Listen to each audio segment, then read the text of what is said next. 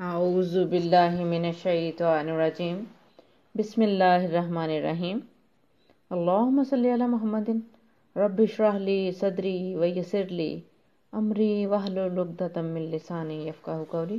السلام علیکم ورحمۃ اللہ وبرکاتہ۔ امید ہے انشاءاللہ العزیز آپ سب خیریت سے ہوں گے۔ الحمدللہ میں بھی خیریت سے ہوں۔ ہم اپنے گھروں کو شیطان سے اور شیطان کے وار سے کس طرح محفوظ رکھ سکتے ہیں، آج اس پہ بات کروں گے انشاءاللہ العزیز۔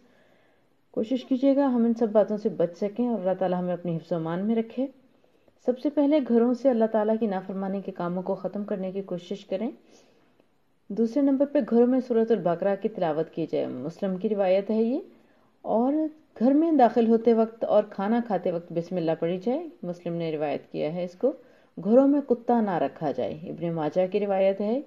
گھروں کو لہو و لعب سے پاک کیا جائے۔ لقمان، سورہ لقمان کی آیت نمبر 2 ہے۔ لہو الحدیث ہر وہ چیز ہے جو انسان کو رب سے غافل کر دیتی ہے اور حق سے دور کر دیتی ہے۔ جب کوئی انسان رب سے دور اور حق سے دور ہوتا ہے تو پھر یقیناً وہاں پہ شیطان جو ہے اپنی جگہ بنا لیتا ہے۔ شیطان سے جنگ کے لیے ہمیں کس قسم کے کام کرنے ہوں گے کہ ہم شیطان سے محفوظ رہ سکیں، اپنے آپ کو رکھیں محفوظ؟ کتاب و سنت کو مضبوطی سے تھامنا، سورۃ الانعام اور مسلم کی روایت ہے۔ اللہ تعالیٰ کی پناہ میں رہنا، بیت الخلاء جاتے وقت اللہ تعالیٰ سے پناہ طلب کرنا، یعنی دعا پڑھنا جو بیت الخلاء کی ہے، اللہم انی اعوذ بک من الخبث والخبائث۔ بخاری اور مسلم نے روایت کیا ہے۔ گھبراہٹ کے وقت اللہ تعالیٰ کی پناہ لینا، ابو داؤد اور ترمذی نے روایت کیا ہے۔ جہنم سے پناہ مانگنا، مسلم کی روایت ہے۔ دشمن کے خوف کے وقت اللہ تعالیٰ کی پناہ مانگنا، ابو داؤد کی روایت ہے۔ کسی منزل پر اترتے وقت اللہ تعالیٰ کی پناہ مانگنا، مسلم کی روایت ہے۔ صبح و شام اللہ تعالیٰ کی پناہ مانگنا، بخاری کی روایت ہے یہ، جیسے کہ صبح شام کے اذکار ہیں، پابندی سے پڑھنے چاہیے۔ نوزائیدہ بچے کے لیے اللہ تعالیٰ کی پناہ مانگنا، آل عمران اور بخاری نے روایت کیا ہے۔ سورہ آل عمران میں کی 36 آیت ہے۔